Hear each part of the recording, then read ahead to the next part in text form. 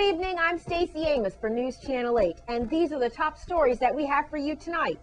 Domestic violence shooting lands both a husband and wife in the hospital on St. Thomas. The sports complex development is moving forward. We'll tell you what to look forward to for Police Week. And Usain Bolt has been bolting, and it's not even the Olympics yet. Those stories and more are up next for you on News Channel 8.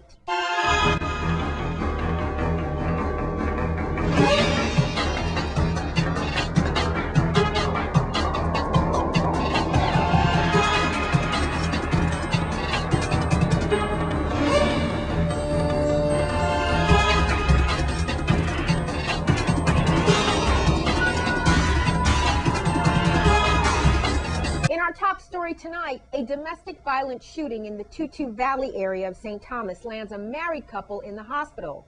The IPD spokesperson Melody Rames has more. Criminal Investigation Bureau detectives on St. Thomas are investigating an assault first degree and attempted suicide that apparently resulted from a domestic dispute between a husband and wife. Both victims are being treated for gunshot injuries at the Roy Lester Schneider Regional Hospital and Medical Center. According to the preliminary police report on Thursday, May 10th, at about 7:30 a.m., police were notified of a shooting victim in Tutu Valley. At the same time, a private vehicle arrived at the Mariel C. Newton Command, requesting an escort to the hospital for a shooting victim. In the vehicle was a female victim who was injured by at least one gunshot to her upper body. The victim told police that her husband may have shot himself at their residence. Police escorted the victim to the hospital for treatment. Other police traveled to the residence indicated by the female victim. Once there, police observed a male victim in a bedroom, also injured by gunfire. The victim had a gun in his hand, police said. Police confiscated the weapon and the victim was taken by ambulance to the hospital for treatment. This case remains under active investigation, and anyone having any information on this shooting is asked to call detectives at 714-9834, 715-5522, or you can call Crime Stoppers, USVI, at 1-800-222-TIPS. In other news, the scene last night at the legislature in St. Croix was packed with supporters and opponents of the proposed $55 million sports complex in Frederiksted. The Senate committee did vote to send the legislation forward. Here are some highlights from the hearing. I am asking you all to not take the legislation for granted. And my vote tonight does not guarantee the same vote in rules nor at the session. I'm telling you up front. Don't tell me about flip-flopping and so forth. You all don't come straight. My vote will probably be very different to the one tonight. Never doing whatever construction, I want to see local people working. That's very important. I want for us to approach this in a united way. I understand what's at stake. I think we all want this. But what we don't want is just something there where somebody's going to bail, we get no real usage, and somebody's making a whole lot of money bringing big events, but we are locked out of it. In order to send a signal to everyone who's been working so hard on this, we're going to say it needs work, but so far we see lots of potential here, and all the defects could be overcome. Like Senator Hansen and Senator Nelson, I will feel entirely comfortable voting no in session if it isn't in the best interests of the Virgin Islands. I'm old enough to know that historically, none of us can remember the last time that we have a proposal trying to invest $50 million into the island of St. Croix. And I'm old enough to know that if I'm in a position of authority, in this instance as a senator, to utilize the limited wisdom that I may have, the limited experience that I may have, to find some way to see if this process and the project can work. Clerk, roll call on the motion, please. Senator Jeanette Million, Senator Million absent. Senator Boshinger? Senator Boshinger not voting. Senator Alicia Chucky Hansen? Yes. Senator Hansen, yea. Senator Sean Michael Malone? Senator Malone absent. Senator Patrick Simeon Sproul? Senator Sproul absent. Senator Terrence Positive Nelson? Senator Nelson, yea. Senator Alvin L. Williams Jr.? No. Senator Williams, nay. Mr. Chair, we have 2 yea, 1 nay, 1 not voting, and 3 absent. Bill number 29-0307 has been approved by the committee and as amended is approved by the Committee on Human Services, Recreation and Sports and will be forwarded to the Rules Committee with a favorable recommendation. We'd like to thank Eustace Brown for that footage. News Channel 8's Wes Small caught up with Senator Terrence Positive Nelson earlier today to discuss his point of view on the legislation. It looks like we might be on the way to having a sports complex in Frederickstead. Of course, we're talking about the rebuilding of Paulie Joseph Stadium. And like I said, we have Senator Positive Nelson here. Senator, I've always said I don't think anyone's against a sports complex coming into our territory. It could be a win-win situation. But when you look at the figures and what some people are calling backroom dealing and so forth, well, who knows? Meanwhile, though, last night, and some votes, it passed. And even though it's got some more hurdles to go through, your opinion on the sportsplex. All right, thank you very much, Channel 8 and West, for this opportunity. Yes, the sports complex passed the Committee on Human Services, Sports and Recreation last evening. What that means is it goes to the next step, which is rules. There was one amendment which demanded that the master service agreement have to be ratified by the legislature, which I think that was a decent enough safeguard to go ahead on and send it forward. The issue is this. There are 4 components: design, build, construct, I hope I'm saying it right, and manage the facilities. The master service agreement is the management aspect of it. That's where GlobeVest actually comes in. NSM and NSCC is who are the ones who are putting up the monies to construct the tennis and pool areas. The Paulie Joseph Stadium area itself, that's where the government money will be spent. Now, of course, there are questions, and I have the questions as well, as to the cost. How can you assess a cost without a plan, a building plan? Any house needs to be built, you'll have a plan first to determine what the approximate cost is, so you have a more precise cost other than just a figure. It's important that we get these going forward. What I'm looking for in particular, like my yes out of committee is like tentative for the session, because what I'm looking for in interim, I told the investor very specific. I want for you to show us, the government, that you're serious. Well, what will determine that? Well, I think that we as government should have them participate in financing some of the feasibility study. It's a $5 million tag, they say. They should be able to put up some money for that. Then not only yourself, but probably other senators who voted yes are going to have their researchers and their staff really digging into this deal until the next time y'all vote again. Is that right? Well, we're expecting them to now, hearing our concerns, furnish certain letters of commitment, etc., to make us more comfortable. And the other senator who voted yes out of committee last night, she said the same thing. Listen, I'm voting you yes now, and that was Senator Chucky Hansen. I'm sending it on now, but I have some concerns. We're looking to see some changes. If it doesn't come, it might very well change. It's fair. I think it's fair enough. Listen here. We've got to understand that St. Thomas usually takes a different perspective, and them being hands-off in this is not unusual to me. So we're looking at this as, okay, let's see as St. Croix senators, how can we work through this? Can we get to yes? So we're pondering now, we're showing our intent to try to deliver here now, but it doesn't mean we're going to rubber stamp anything. This senator, and early this morning, I must say, I got a text, somebody sent me a text on my phone, say I've sold out.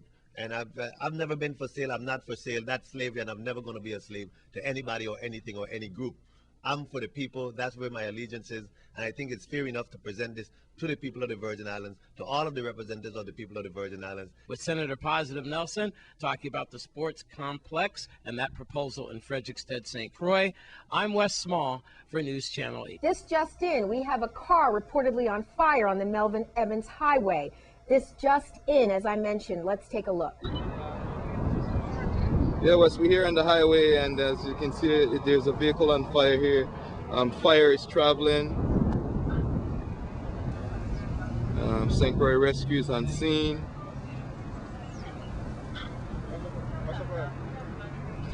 The VIPD are still looking for a missing teen on St. Croix and are asking for your help. Tyler Eugene was reported missing to the VI police by VIBS staff on the morning of May 4th after he engaged in an altercation with staff and left the facility.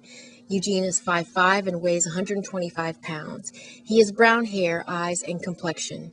Eugene frequents the Estate Concordia West area, and at the time he went missing, he was wearing a white t-shirt, brown short pants, and black Clark shoes. The department would like to issue a warning that anyone found harboring or aiding Tyler Eugene can be arrested by the VI Police Department and face criminal prosecution. Anyone knowing the whereabouts of Tyler Eugene or has seen him is asked to please notify the Juvenile Investigation Bureau or the VIPD by calling 778-2211. That's 778-2211. It's time to celebrate Police Week. Here's a detail of the activities to come. Good day, I'm Corporal Barbara McIntosh from the Police Chief's Office here in St. Croix. We'd like to tell the public about our law ride, our annual law ride that we're having on Saturday. Is a motorcade with the motorcycle community, starting from the police pavilion here, Patrick Sweeney headquarters, and we are taking the riders all the way down to the pier in Frederiksted and back up to Patrick Sweeney headquarters. At the end of the ride, we're having games, some health screening, activities for the children, and just a family fun day. And we're asking the public to please come out and support the police officers as we start our Police Week activities. We're asking the motorcycle community to please come out and join us as we motorcade all the way down to Frederiksted and back. If you go to the Virgin Islands Police Department website, www.vipd.gov.vi, or to our Facebook page, we'll have a list of activities posted there. Remember, Saturday, May 12th, at 10 a.m. is the second annual motorcycle law ride at the Patrick Sweeney headquarters at the Violet Damadou Pavilion. We'd like to thank Earl Morris for providing us with that footage. Coming up, Jamaican sprinter Usain Bolt has already started bolting in preparation for the 2012 Olympics. We'll tell you why in your Caribbean Report.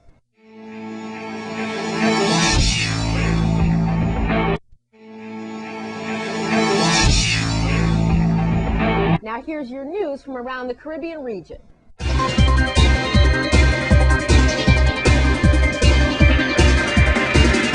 From the Caribbean region, the Organization of American States and the government of Chile signed a letter of intent to strengthen capacities in the area of violence against women in the countries of the Eastern Caribbean, among which are OAS member states Antigua and Barbuda, Dominica, Grenada, St. Lucia, St. Kitts and Nevis, and St. Vincent and the Grenadines. From Barbados, Prime Minister Frundall Stewart says his administration has not turned its back on RedJet, insisting that the airline would not be treated as some cast-off child. Last month, a senior Bajan government minister said that efforts were being made to have RedJet resume operations within a 2-month period. From Cuba, an exhibition of paintings and other plastic artworks promoting the acceptance of and respect for free and responsible sexual orientation and gender identity was inaugurated this past Tuesday in Havana during the opening day of the 5th National Campaign Against Homophobia that runs in Cuba during the month of May. Cuba recognizes an International Day Against Homophobia on May 17th, which will have a host of festivities to commemorate the event. From Guyana, the country of Guyana is expected to be ranked as one of the major oil-producing countries in the world in the next 10 years. This significant development was predicted by President Donald Ramotar as he addressed the opening of a 5-day oil and gas training course for key technicians in Guyana. International oil and gas exploration companies such as Repsol and CGX are presently drilling offshore Guyana, where there is a potential of 15.2 billion barrels of oil. From Haiti, Haiti plans to rebrand itself as a tourist destination. Haitian hoteliers attending the recent Caribbean Hotel and Resort Investment Summit are planning to follow the examples of the Bahamas and the Dominican Republic by focusing strictly on tourism. And the hope is that after years of disaster and crisis, it will return to the tourism map. From Jamaica, the world's fastest man, Usain Bolt, has ended his relationship, or bolted, from Slovakian fashion designer Lubika Slovak. The record holder has opted to focus his energies on creating new records on the track. Bolt is competing at the 2012 Olympics in the United Kingdom this summer and cannot afford any distraction at this time. Continuing with Jamaica, the office of the Jamaican Prime Minister Portia Simpson Miller is describing inaccuracies regarding her full support of civil rights for gay people, as published by Time magazine last month. Lincoln Robinson, the Prime Minister's press secretary, was adamant that the statement did not accurately reflect the Prime Minister's stand on the issue, and he said, quote, "The Prime Minister has made made it very clear she does not advocate discrimination against homosexuals, end quote.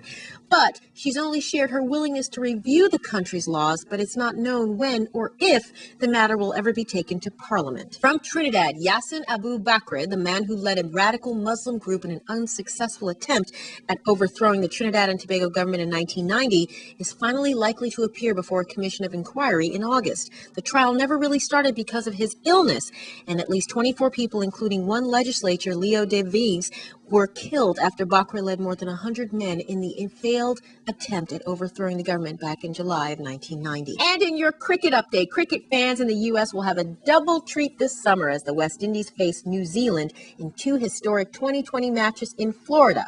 This will be the first time a series on this scale has ever been played in the U.S., according to the WICB. The doubleheader will begin on June 30th and July 1st at the Central Broward Regional Park in Lauderhill, Florida. The WICB is also praising the West Indies women's cricket team for their rapid growth and development, continued improvement, and recent success on the field of play recently with their match against Sri Lanka. And an update: as of 12 noon today, Guyanese cricket player Narsingh Noreen has not yet landed in England as he remained in Jamaica just yesterday.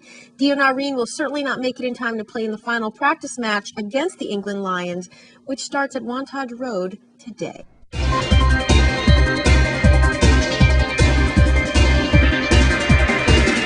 Please be sure to check our Facebook page for all full stories and details from our Caribbean Report. Now, Succeed St. Croix is holding a special event this Saturday. News Channel 8's Wes Small has the details. Proceed to succeed. That's what we're talking about today. I'm here with Information Officer Ms. Deverett Elcott. And welcome. How are you? Thank you. Good morning.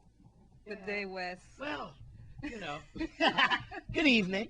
And today we're talking about a meeting, very important meeting involving the businesses, especially involving our heritage, history, and culture, from 8:30 to 11:30 at the Curriculum Center. And you can give us a little bit of historic overview about what Succeed is. Okay, basically Succeed is a coalition of nonprofit organizations and individuals, and our mission is to promote smart growth, which is just an approach to development that takes into account a community's health, the welfare of the environment, and to mitigate any negative impact that development might have on a community.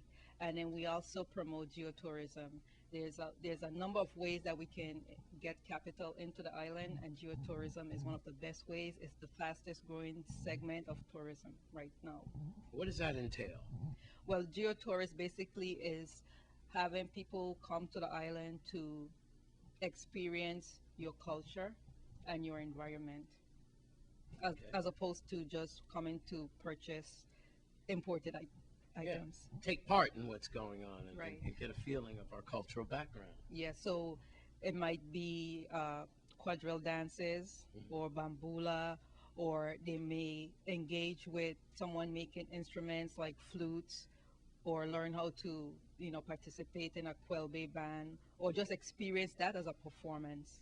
And it's at the same time we are maintaining our culture and we are entertaining the tourists. Who's going to be speaking and so forth? Well, this meeting on Saturday at 8:30 at the Curriculum Center is really a dialogue with the community. So we want the community to come and participate in a discussion. We want to develop a list of businesses that we feel would be a good fit for St. Croix, and do an analysis of those types of businesses as far as what the weaknesses are, what the strength that St. Croix has to sustain and help those businesses to succeed, as well as what are some of the solutions to the obstacles that face businesses. Is there a phone number or some email?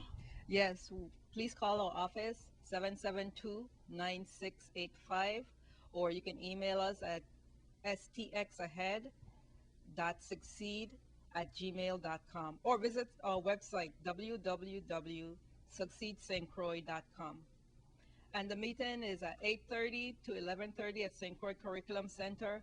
It's early, so we'll be serving breakfast. Please come because we plan to start on time. For Succeed, I'm Wes Small for News Channel 8. Coming up, It's FIFA Women's Soccer in your Sports 411. This newscast has been sponsored by Mario's Virgin Crystal.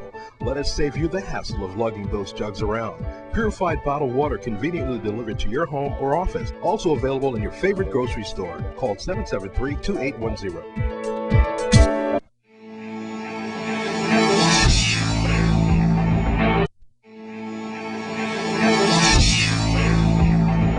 Now here's your Sports 411. The USVI Soccer Association will be hosting a FIFA Women's Soccer Coaching course beginning on Friday, May 11th and ending on Tuesday, May 15th. The course will be led by FIFA Women's Soccer instructor Angel Robo from Mexico. I had a chance to catch up with Miss Robo to give us the 411. It's a women's football coaching course which is designed is for coaches working with girls, working with women. And all our subjects are focused on girls and women's football development. Okay, tell the folks out there when and where does this coaching course takes place? It starts tomorrow and it goes through 15th. Mm-hmm. It is put on by the FA, by the Football Association. Mm-hmm. And we will be starting in the morning and we finish in the afternoons. I think we have a little bit of different scheduling. We'll be starting a few sessions in 3 o'clock in the afternoon, ending a little bit later. We go through the weekend. We'll be holding a football festival, and I think it will be very much of a success. Okay, FIFA has been doing this throughout the region and also different parts of the world. How was the success and the feedback? What's the feedback has been like? The women's football coaches courses always have positive feedback because I'm based in CONCACAF and CONMEBOL, and usually courses focused specifically on women's football are rare. These, like I said, these are focused exclusively on women's football development. And in many countries, especially in the Caribbean, there is no coaching licensing system. So many times the education and coaching that these coaches will receive is from the courses that FIFA is offering. So they've always been a very much a success. Okay, on the whole, women's soccer has definitely been growing, and a lot of young ladies have been start developing the interest in women's soccer from a young age. Yes, the idea is that women's football is the fastest growing sport in the world among women. There's 30 million players in the world. I think in every country it's probably the fastest growing sport for girls. So the idea is to begin to work with these girls so that we can create a big base, give them quality coaching so that as the pyramid gets smaller, as they are selected for regional or for national teams, the level is better, and that way the level at the international level will level out a little bit more. Okay, and last question, how, if someone is seeing this tonight and they want to definitely come to the course, how do they go about doing so? Okay, the course is being requested by the FA. The FA requests the course for FIFA. So I would invite anybody to call the FA about the course. For more information, you can contact the USVI Soccer Association office at 719-9707. That's a look at Sports 411 update. I'm Stephen Francis for News Channel 8. Back to you, Stacy.